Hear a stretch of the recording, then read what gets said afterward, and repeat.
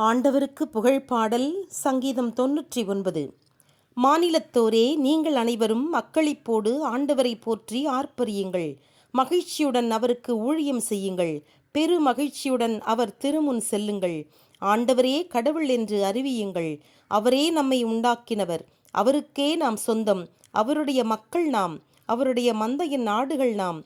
புகழ்பா இசைத்து அவருடைய வாயிலில் நுழையுங்கள். இன்னிசையுடன் அவருடைய முற்றங்களில் நில்லுங்கள். அவரை போற்றி புகழுங்கள். அவருடைய பெயரை வாழ்த்துங்கள். ஏனெனில் ஆண்டவர் நல்லவர். அவர் இரக்கம் என்றென்றும் உள்ளது. அவருடைய வார்த்தை தலைமுறை தலைமுறைக்கும் நிலைத்திருக்கும்.